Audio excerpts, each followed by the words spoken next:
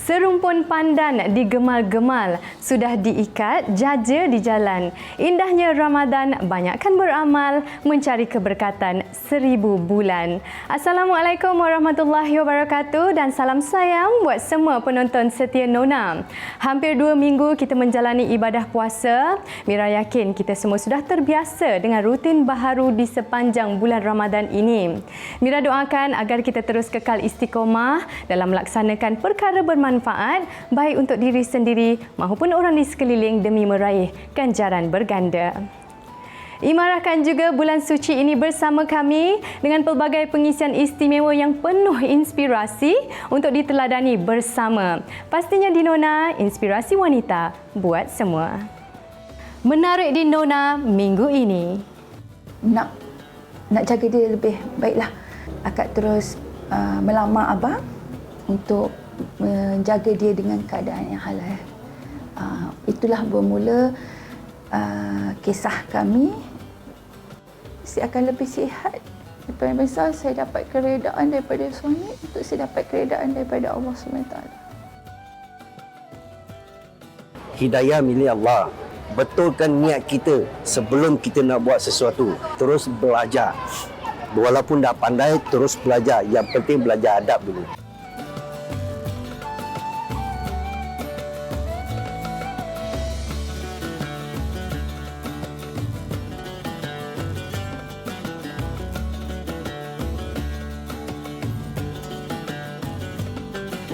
Selagi hayat diizin Tuhan, harta dan nyawa sanggup dikorbankan. Bagi pasangan kelainan upaya, Nur Azlina Zakaria dan suami Muhammad Nazri Muhammad Zain, selagi diberi peluang untuk bernafas, tidak ada perkara yang mampu menghalang suami isteri ini untuk membantu insan yang memerlukan, terutamanya golongan kurang upaya. Mula mengasaskan Rumah Harapan Nur Afiah pada Ogos 2018, Azlina dan Nazri yang juga pesakit saraf tunjang sering menekankan aspek pemulihan agar penghuninya mampu berdikari meskipun dalam keadaan kesihatan yang kurang sempurna. Perkongsian Azlina yang tular baru-baru ini telah meruntun jiwa pengguna media sosial. Bersama Nona menyelami kepayahan pasangan hebat ini dalam melawan penyakit dan azam mereka untuk berbakti hingga hujung nyawa menerusi segmen inspirasi. Kunjungan ke pusat rehabilitasi di Hospital Sungai Buloh Selangor bukan sekadar untuk menerima rawatan, tetapi di sinilah bermulanya sebuah kisah cinta. Azlina mula menerima rawatan di sini sejak tahun 2012 selepas mengalami kecederaan saraf tunjang akibat kemalangan jalan raya. Alhamdulillah, daripada 2007, ambil masa dalam lebih kurang 7 tahun selepas operasi semua, akak boleh kembali berjalan menggunakan tongkat. Okay. Lepas tu berjumpa dengan suami, berkahwin, menubuhkan Rumah Harapan Nur Afiah dan seterusnya ujian lagi pada 2020 akak tiba-tiba macam lumpuh muka. Okay. Tetapi bukan stroke, bukan dia memang neurofunctional. Ketika tu juga serentak dengan akak kena operate buang rahim. Okay. Lepas buang rahim semua everything, 6 bulan lepas tu Alhamdulillah akak boleh menelan balik dan normal. Allah uji lagi pada tahun lepas, selepas bulan 9 sekali lagi akak tak boleh menelan dan terus doktor masukkan rescue sebab memang muka ni sengit semua memang, dan doktor dah sahkan iaitu neurofunctional.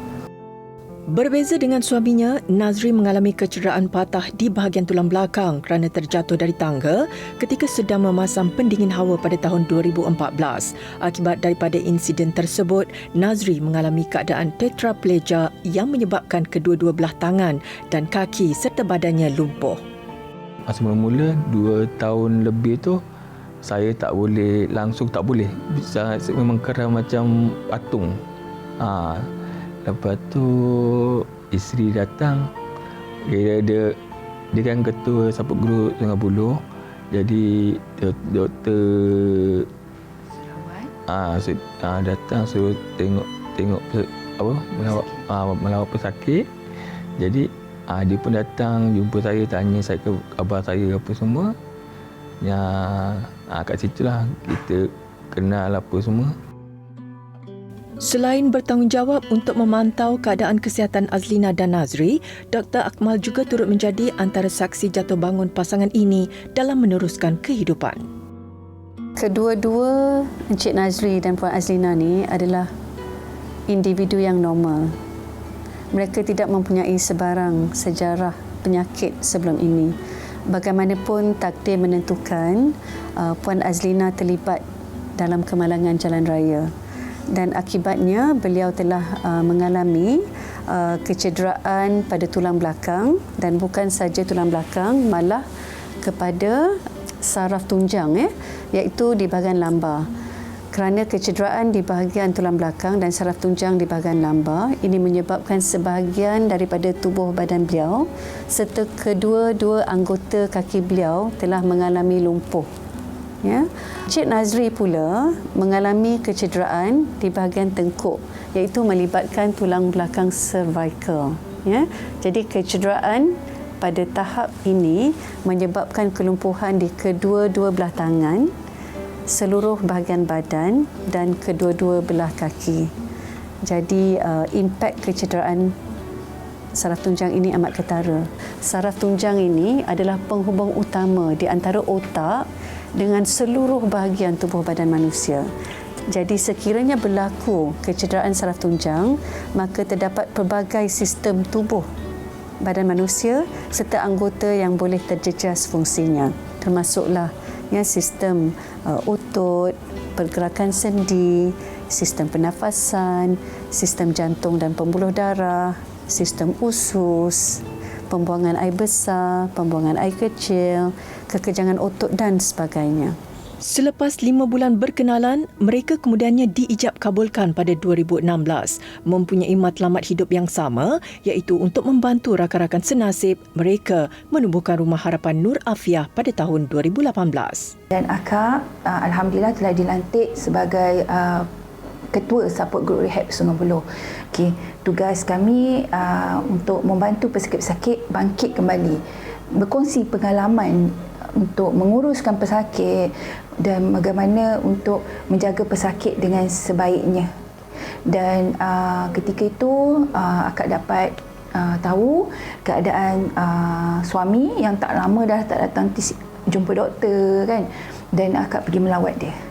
Ketika dan masa itulah pertemuan, dah kenal dia sebelum ni, tapi tak tahu keadaan dia yang sebenar. Okey, bila kita tengok keadaan dia yang sebenar, dan ketika itulah baru rasa simpati, kesian. Ketika itu rasa macam ada anxiety, rasa aku perlu bantu dia. Dan saat itulah niat untuk bantu buat fizio, bantu dia untuk bangkit balik, bagi semangat. Tapi setelah hampir 2 minggu, Allah jentikkan sesuatu yang memang tak sangka. Rasa macam lebih baik kita buat sesuatu benda yang lebih berkat. Okay? Sebab masa tu rasa macam lebih baiklah kita nak jaga dia lebih baiklah. Akak terus melamar abang untuk menjaga dia dengan keadaan yang halal. Itulah bermula kisah kami.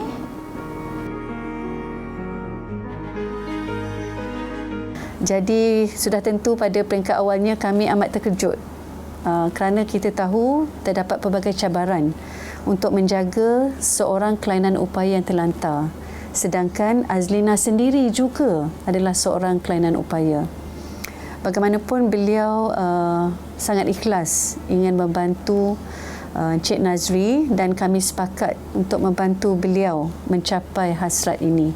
Pasukan kami membantu dari segi memberikan dorongan dan khidmat nasihat bagaimana penjagaan pesakit yang terlantar dapat dilakukan oleh beliau terhadap Encik Nazri, dan termasuklah perolehan peralatan khas yang bagi mengurangkan bebanan penjagaan oleh seorang OKU kepada individu kelainan upaya yang lain yang tahap kelainan upayanya adalah lebih tinggi. Selepas disahkan menghidap penyakit autoimun sejak awal tahun, Nazri semakin sukar untuk menguruskan diri sendiri tanpa bantuan insan lain. Keadaan dia, badan dia agak keras. Memang untuk guna teknik yang biasa angkat tu memang agak susah. Jadi memang saya kena angkat dia dengan cara yang macam ni. Lagi satu, dia ada luka tekanan dekat punggung. Sekejap Okey, thank you. Tu, 2, 3. Okey. Bismillah. Okey. Okey. Relax. Okey. Okey, tak. Saya pegang. 8 tahun melayari bahtera rumah tangga bersama, Azlina sudah cukup arif dengan teknik penjagaan yang tepat untuk suaminya tanpa mengabaikan keselamatan diri sendiri. Walaupun penubuhan Rumah Harapan Nur Afia ini berjaya membantu ramai pesakit kecederaan saraf tunjang, kini ia terpaksa direhatkan seketika memandangkan keadaan kesihatan Azlina dan Nazri yang tidak mengizinkan.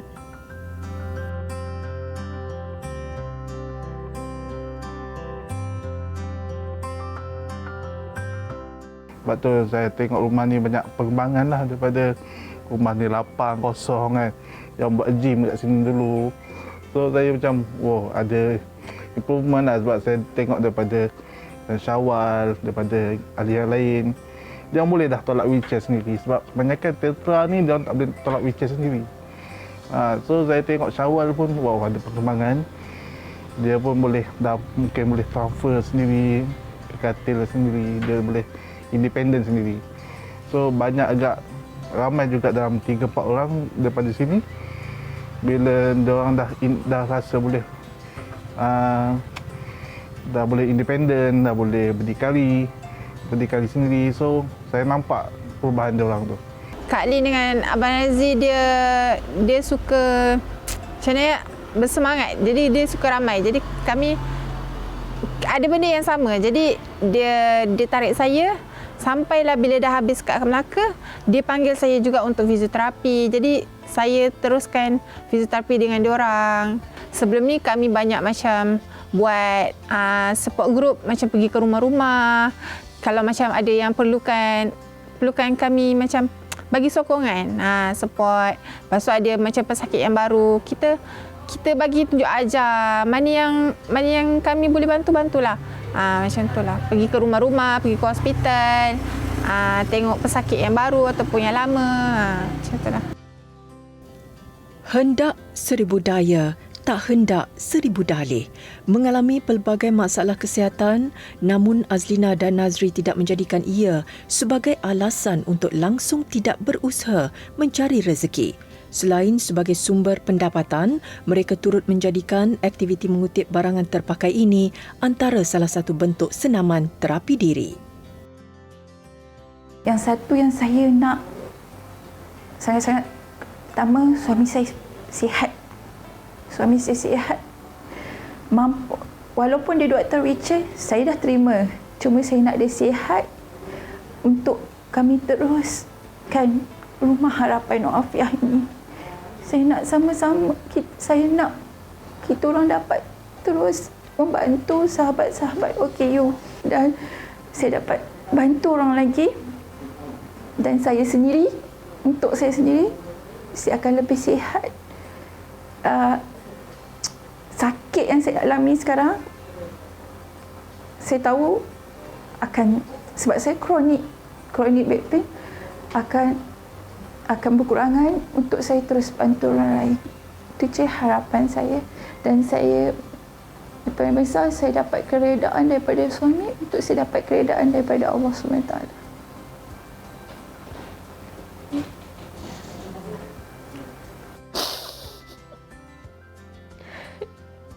Berat mata memandang, berat lagi bahu yang memikul.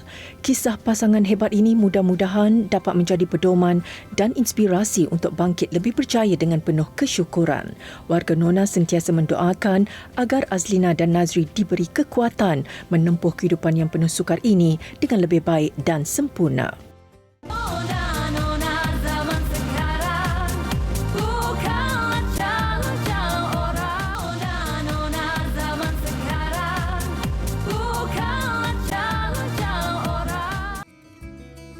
Setiap kali menjelang Aidilfitri, pasti ramai yang menantikan pelbagai koleksi busana raya yang dihasilkan oleh barisan pereka fashion tempatan. Bagi pereka Arunci, Saiful Izam dan Desiree, mereka memilih koleksi ready to wear dan Adi Busana sebagai koleksi raya 2024. Kita menampilkan 65 busana tersebut. Setiap busana mewakili setiap ciri-ciri wanita yang ada di Malaysia ni, di mana inspirasi koleksi itu terdatangnya sendiri daripada para klien kita sendiri. Kat situlah tercetusnya setiap desain yang kita buat untuk setiap helaian busana itu sendiri adalah berbeza cutting, potongan dia, perincian dia dan printed dia. Ketiga-tiga pereka berpengalaman ini percaya sentuhan rekaan yang lebih feminin bertemakan bunga mampu menaikkan lagi seri serta keayuan pemakai. Tak semua orang nak memakai sesuatu helaian busana itu di pagi raya sama dengan orang lain. Secara tidak langsung dia nak custom made. Dia pun macam ada manik, ada ni, ada lain ni. Konsep yang sama, jahitan yang sama tapi harga tu mampu milik. So pada pelancaran hari Jumaat kita rebranding brand kita di mana kita menampilkan pereka baru iaitu Desiree dalam as one of the designer kita dalam brand kita ini. Bagi wanita yang ingin tampil lebih elegan, rekaan yang menggabungkan style contemporary dan moden ini sesuai digayakan di pagi Syawal atau ketika menghadiri majlis-majlis istimewa. Mata I tak pejam, rambang because all the designs are very beautiful. I do not know which one I'm going to pick and I'm so happy to be here. Congratulations. Meskipun rata-rata koleksinya disuntik dengan elemen gaya moden, siluet kurung tradisi Melayu masih menjadi asas rekaannya.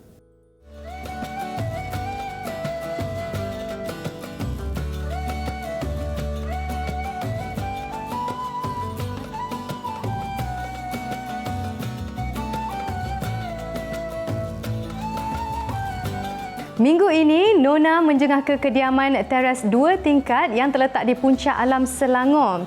Kediaman berkonsep terbuka yang disuai padankan dengan gaya Islamik moden ini dimiliki oleh Encik Nur Razwan Muhammad Sharif dan pasangan Puan Zurina Ismail. Terinspirasi daripada keunikan seni bina Masjid Hasan Casablanca di Maghribi, pemilik memilih untuk mengubah suai kediaman dengan dekorasi mihrab moden di laluan antara ruang makan dan bahagian dapur.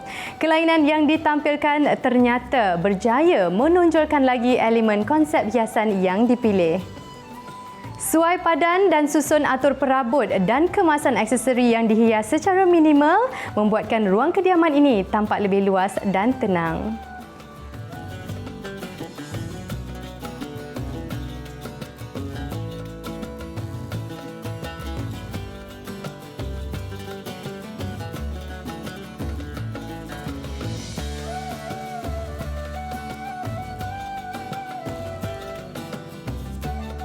Pelbagai pilihan juadah seperti lauk pauk hinggalah ke kuih-muih tradisional yang dijual menjadikan Bazar Ramadan sebagai lokasi tumpuan buat ibu-ibu yang kesuntukan masa untuk menyediakan juadah berbuka. Namun di sebaliknya, keadaan yang sesak dengan pengunjung, tambahan pula harga yang mahal berbanding kualiti menyebabkan ramai yang lebih selesa memasak sendiri di rumah. Khas buat anda, Nona bawakan resepi hidangan popular dari Bazar Ramadan namun dengan sedikit olahan rasa iaitu ayam buttermilk percik dan serawa labu. Ikuti cara penyediaannya bersama Anis Abdullah menerusi segmen Air Tangan.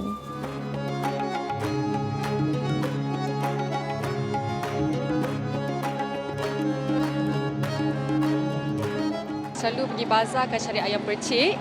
Sebab ayam percik tu kalau makan dengan family memang puas lah. Sebab kadang-kadang ayam dia besar kan. Saya suka sos dia juga. Dia boleh makan dalam 2 cara. Antara dengan nasi ataupun ratah macam tu je. Selalu beli murtabak, kadang-kadang nasi minyak. And then kadang-kadang saya suka kan macam dessert. Suka macam serawa durian ke kan. Tu memang sedap, favourite saya lah. Untuk anda yang tak sempat pergi ke bazar, saya akan kongsikan satu resepi kelainan yang istimewa iaitu ayam buttermilk percik. Antara bahan-bahan yang diperlukan untuk resepi ini ialah bawang merah, bawang putih, cili kering, halia, serai, daun kari, ayam, susu cair, mentega, asam jawa, garam dan bahan perasa. Kita akan perap ayam dengan bahan yang kita dah blend. So, saya akan masukkan semua bahan ni ke dalam ayam yang telah dilumur dengan garam selama 30 minit ataupun 1 jam. Kita akan gaul ayam ni bagi sebati. Make sure dia punya bahan-bahan meresap dekat dalam ayam.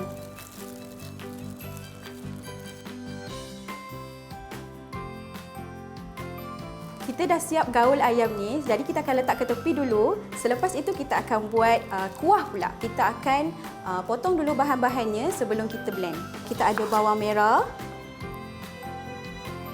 kita ada bawang putih, ada halia dan juga serai. Kita masukkan cabai kering, anggaran dalam lebih kurang 7 biji cabai kering dan masukkan semua bahan-bahan yang kita dah potong tadi. Kisar semua bahan sehingga halus. Okey, kita panaskan periuk dulu. Kita akan cairkan butter. Butter ni lebih kurang 1/4 butter lah. Masukkan 2 tangkai daun kari untuk menambahkan lagi aroma masakan. Masak dia punya daun kari ni sampai dia naik bau. Lepas tu kita akan masukkan bahan yang kita dah blend tadi. Okey, kita tuang saja semua ni. Kita masak dia dengan api sederhana. Kita keep gaul kuah ni sampai dia agak-agak berubah warna dia menjadi sedikit gelap. Kita nak make sure dia punya warna cantik. Okey, kuah kita dah agak cantik, dah pekat sikit. Seterusnya kita akan masukkan ayam yang kita dah perap tadi. Masak ayam bersama semua bahan perapan dan kuah selama 15 minit. Pastikan anda gaul ke semua bahan agar kuah sebati dan dapat meresap ke dalam ayam dengan sekata. Okey, ayam ni dah sedikit masak. Kita akan masukkan susu cair ni dah lebih kurang dalam 1 cawan. And then kita akan masukkan setengah sudu asam jawa. Kita gaul-gaulkan, agak-agak dia sebati, kita akan perasakanlah. Masukkan sedikit bahan perasa dan garam mengikut kesesuaian.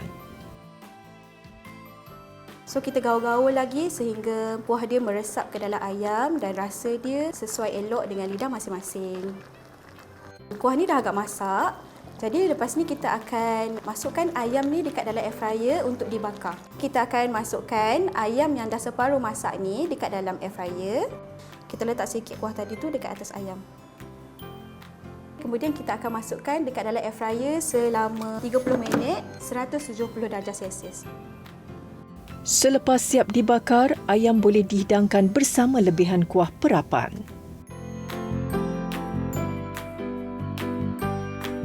Kalau dah berbuka dengan makanan berat, mesti kita akan menutup dengan manisan kan? Okey, resepi seterusnya saya akan tunjukkan cara untuk membuat serawar labu. Juga boleh didapatkan di bazar Ramadan, tapi anda juga boleh buat di rumah. Bahan-bahan yang diperlukan untuk resepi seterusnya pula ialah buah labu, daun pandan, gula melaka, sagu dan santan. Okey, kita akan gunakan separuh biji labu. Kita potong kecil-kecil supaya dia senang masak dan cepat empuk. Kita akan masukkan ke dalam periuk. Saya masukkan sedikit air panas. Kita akan masak lebih kurang dalam 10 minit sahaja. Ataupun sehingga labu ni empuk lah. Kalau masa kecil-kecil dulu, mak saya selalu buat serawar betik tau. Susah nak jumpa betik tu, betik yang putih. Jadi saya guna labu lah sebagai ganti. Okey, kita punya labu tadi pun dah empuk. Bila dah macam ni, maksudnya labu tu dah empuk lah. Seterusnya kita akan masukkan gula melaka, daun pandan. Daun pandan tadi kita dah simpul. Kita masukkan je semua ni sekaligus dan juga sagu yang kita dah rendam tadi. Kita gaulkan semua bahan ni lebih kurang dalam 10 minit macam tu. Kemudian baru kita masukkan bahan yang terakhir iaitu santan. Make sure dia punya gula melaka dia cair habis tau. Kalau tak nanti sagu kita ni tak rasa. Okey, serawar labu kita dah masak. Nampak tak dia punya tekstur dia sangat cantik. Bau dia pun sedap sebab kita ada letak daun pandan. Biarkan serawar labu mendidih seketika sebelum dihidangkan. Okey, juadah berbuka kita telah pun siap. Ayam buttermilk percik dan juga serawar labu. Bagi yang tak sempat ke bazar, boleh mencuba resepi ini di rumah. Selamat mencuba. Menu istimewa ini bukan sahaja sesuai disajikan ketika bulan Ramadan, malah ia juga boleh dinikmati pada bila-bila masa bersama kaum keluarga dan sahabat handai.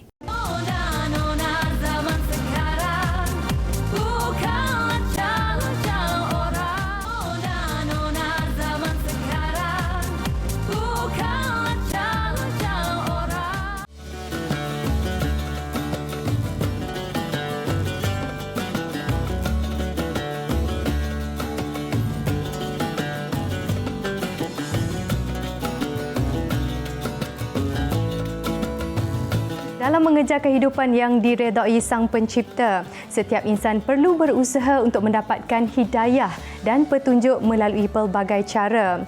Bagi pelakon yang begitu sinonim dengan watak antagonis, petunjuk yang diterimanya melalui sebuah mimpi pada tahun 2007 menjadi titik tolak untuk dia kembali kepada fitrah dan sekaligus menikmati kemanisan iman yang tidak pernah dirasainya sebelum ini.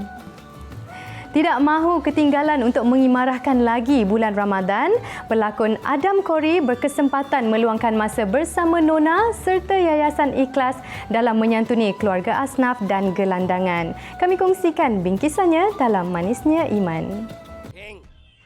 Menceburkan diri dalam dunia lakonan di awal tahun 2000, nama dan wajah selebriti ini sudah tidak asing lagi buat peminat seni tempatan, terutamanya penggemar filem aksi. Bermula sebagai seorang pereka tari profesional, Adam Corey akui dunia lakonan kini lebih sebati dengan dirinya. Okey, saya dulu sebagai seorang penari. Okey, penari dan juga batu naik pangkat jadi seorang guru tari. Okey, dalam masa yang sama tu, dalam studio tu ada satu office dia panggil casting department. Okey, yang jaga casting tu kawan saya. Dan hari tu dia ada satu casting untuk filem. Jadi dia dah tak tahu nak cari siapa, dia nak cari watak Cina sebenarnya. Lepas tu dah tak ada siapa, dia cakap, kau Cina kan? Kau main sini. Dengan saya memang macam tu. Dia kata, bro boleh tolong tak bro? Aku perlukan seorang watak Cina yang nak casting lah sebab director nak panggil. Aku mana boleh berlakon? Kalau suruh aku menari ni aku boleh lah kan? Tolong bro, aku dah tak ada orang. Okey, kita pun pergi casting. Tiba-tiba satu hari tu, member saya call, dia cakap, bro kau dapat bro. Tapi satu lagi yang kena casting. Amboi, banyak betul kena casting. So kata tak apalah, kita buat. Saya bawa watak saya yang betul yang hari tu. Saya pun bawa watak saya pun cakaplah apa ni bahasa Cina. Alhamdulillah dia hantar je tape tu terus dapat. Dan dari tu cakap, okey saya tak nak orang lain, saya nak dia ni. Tanggal 13 Julai 2007 menjadi saksi penting dalam hidup Adam Corey apabila dia nekat untuk memeluk agama Islam ketika berusia 39 tahun. Bermula saat itu, Adam lebih aktif menghadiri pelbagai kelas dan majlis ilmu untuk mendalami agama Islam sekaligus meluaskan lagi pengetahuannya sebagai seorang mu'alaf. Pada satu hari saya lepas habis show, dalam masa tu dah pukul 2.30-3 pagi. Sampai rumah lepas mandi tu dalam pukul 3.30 pagi dah.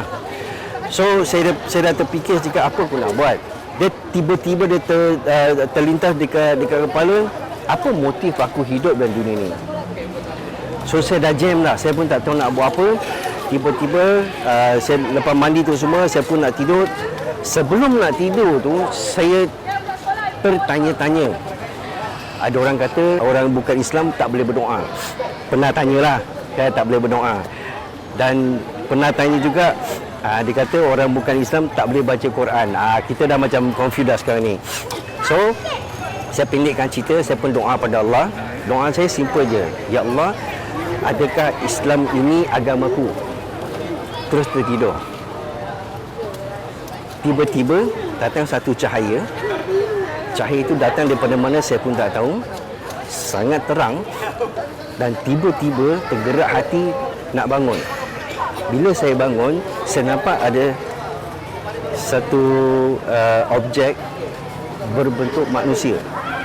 Berjubah putih.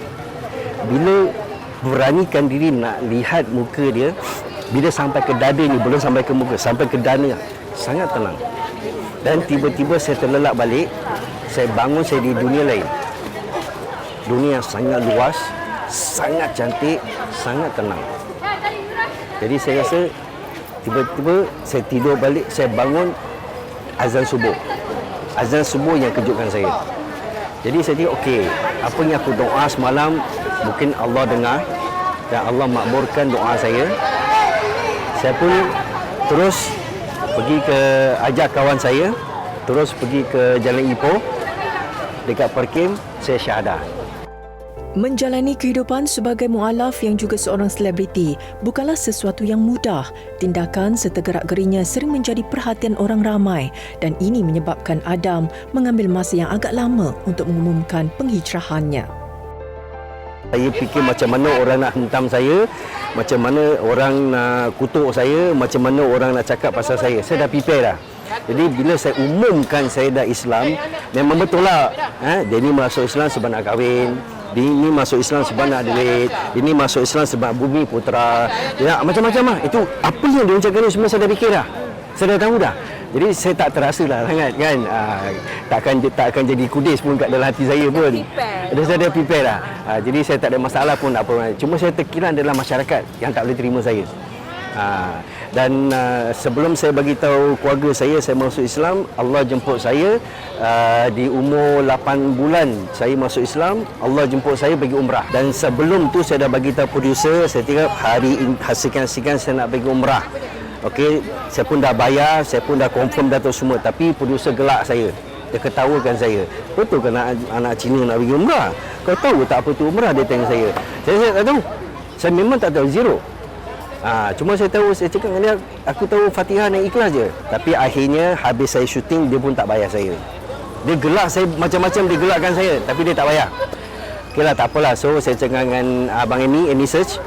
Saya, abang, minta maaf bang, saya tak cukup duit nak pergi umrah. Saya tak dapat payment. Sebab dia pun tahu saya syuting. Masa saya last day syuting tu, Abang Amy ada. Dia turun padang.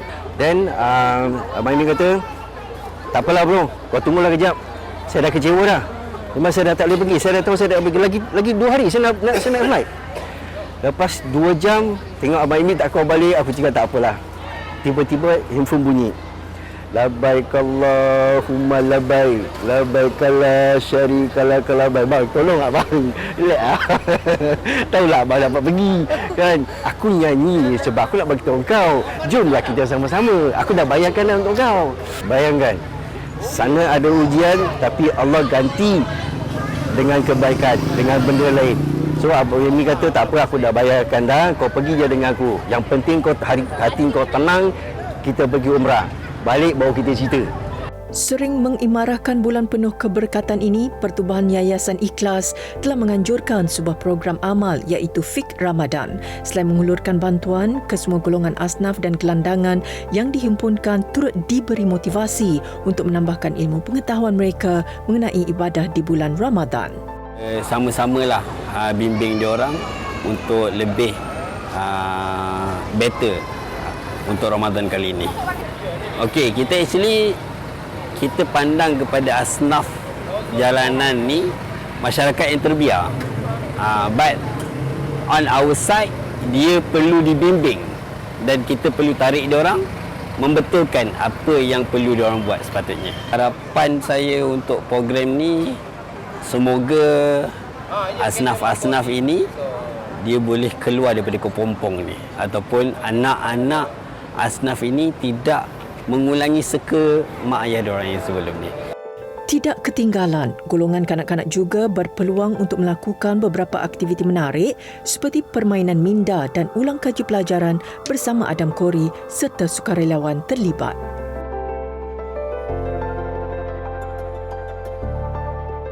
Kena ingat saudara-saudara saya, sahabat-sahabat saya yang di luar sana, hidayah milik Allah.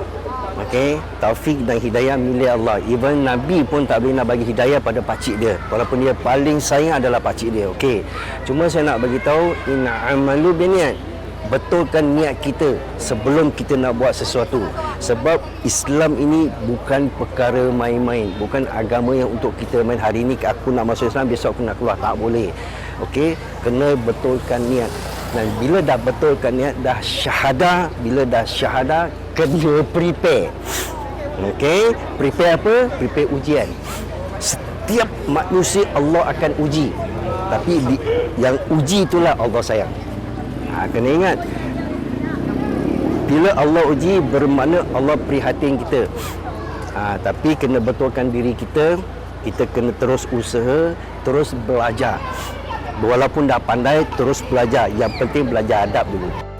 Diharapkan perkongsian penuh inspirasi Adam Kori dan inisiatif Yayasan Ikhlas dalam menyantuni golongan kurang berkemampuan ini turut menjadi ikutan semua dalam melakukan lebih banyak amal kebajikan di bulan penuh kemuliaan ini.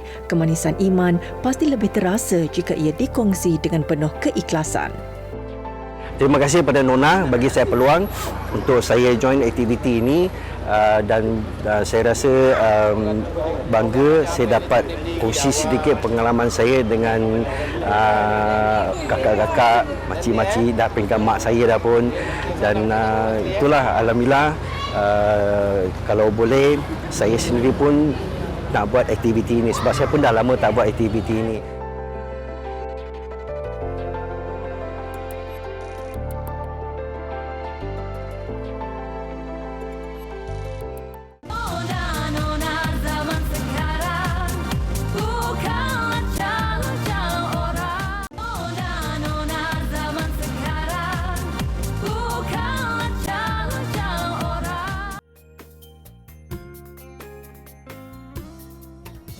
Pertama sekali kita sangat bersyukur kerana pada bulan Ramadan ini kita dapat sama-sama saling ingat memperingati antara satu sama lain. Ada sebahagian golongan, khususnya orang perempuan, mereka ini mempunyai ujian dan dugaan apabila pada bulan Ramadan mereka datang uzur. Macam mana kami nak dapat malam Al-Qadar dalam keadaan kami sendiri berada dalam keadaan uzur? Ini dinamakan rukhsah, keringanan yang Allah Subhanahu Wa Taala berikan kepada golongan wanita sahaja. Jadi macam mana nak buat? Pada bulan Ramadan mereka ini tidak boleh puasa dan tak boleh sembahyang, tak boleh baca Quran sahaja. Ya, puan-puan boleh buat semua ibadat-ibadat yang boleh dilakukan oleh golongan yang dalam keadaan uzur atau ABC, Allah bagi cuti. Pertama, mereka boleh baca tafsir Al-Quran. Boleh, tak salah. Terjemahan atau tafsir dalam bahasa Inggeris, silakan. Nak baca dalam bahasa Melayu, silakan. Nak baca dalam bahasa Arab, boleh. Tidak ada masalah. Orang Arab perempuan yang tak boleh semayang, dia tak baca Quran tapi dia baca tafsir, silakan. Bahkan kita dibenarkan juga untuk berzikir, memperbanyakkan zikir-zikir, sama ada ia ni ada sebut juga dalam Al-Quran ataupun tidak. Sebab kita bukan baca Quran, kita baca zikir. Macam kita baca subhanallah walhamdulillah wala ilaha illallah wallahu akbar, boleh, tidak ada masalah. Orang tu nak baca ayat kursi untuk menenangkan jiwa dia, boleh, sebab dia baca ayat kursi sebagai pendinding diri, sebagai zikir, itu dibenarkan, tidak ada masalah. Baca 3 kul, dia bukan baca Quran keseluruhan tetapi dia baca 3 kul untuk elak daripada dia diganggu oleh makhluk-makhluk halus, maka tidak salah untuk dibaca 3 kul. Dibenarkan bagi orang perempuan yang dalam keadaan bercuti di bulan Ramadan ini, mereka dibenarkan buat apa saja kerja-kerja harian mereka dengan niat ibadat. Maka dapat pahala kat situ. Bayangkan, you all masak, dapat pahala. Walaupun tak boleh semayang, walaupun tak boleh buat tarawih, walaupun tak boleh baca Quran, tetapi sebenarnya tuan-tuan perempuan yang dikasihi sekalian, orang perempuan ni dia dapat pahala dalam semua kerja buat mereka. Termasuk dia buat air, dia sediakan sahur, dia sediakan juadah berbuka puasa, dia buat apa saja, dia niat untuk ibadah, dia akan dapat pahala dan berganda kerana di bulan Ramadan. Digalakkan juga bagi orang perempuan yang dalam keadaan uzur ini, dia banyak masa sebab dia tak perlu sembahyang tarawih, dia tak boleh baca Quran, dia ada banyak masa. Dia boleh gunakan masa-masa itu untuk membantu orang lain. Dia basuh baju, dia kemas rumah. Kan dia ada tenaga, orang lain tak larat nak kemas rumah sebab maklumlah puasa, dia tak puasa, dia boleh kemas rumah, dia boleh buat apa saja, dia boleh berniaga. Itu termasuk daripada ibadat yang dibenarkan oleh Islam, tak salah. Bahkan dapat pahala kalau dia berbuat demikian. Yang terakhir, kalaulah orang perempuan ni dalam keadaan bercuti, dia tidak boleh baca Quran, betul. Dia tidak boleh semayang, betul. Tetapi tuan-tuan perempuan, dia boleh baca semua jenis-jenis doa. Sama ada doa-doa yang ada zaman Nabi, yang ada zaman sahabat, yang ada zaman para ulama, maka tidak salah. Dia boleh baca doa sebanyak mungkin.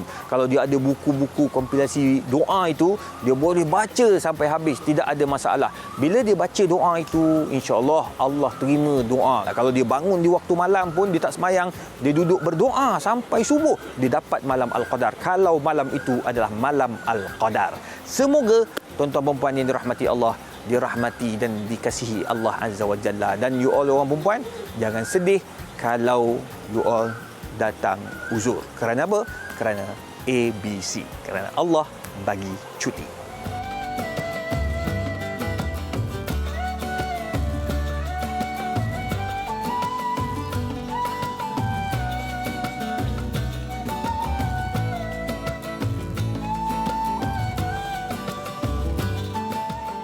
Sebelum mengundurkan diri, terima kasih sekali lagi kepada pemilik kediaman Encik Nur Razwan Muhammad Sharif dan isteri Puan Zurina Ismail kerana sudi menerima kunjungan kami hari ini. Diharapkan agar pengisian penuh inspirasi dan pedoman yang kami kongsikan tadi dapat menjadi pemangkin semangat untuk kita mengejar keberkatan di bulan penuh kemuliaan ini. Mudah-mudahan Ramadan kali ini jauh lebih baik berbanding tahun-tahun sebelumnya. Baiklah, teruskan layari semua platform media sosial kami di TV3 Nona untuk lebih banyak kandungan digital menarik. Semoga berjumpa lagi minggu hadapan. Jaga diri. Assalamualaikum.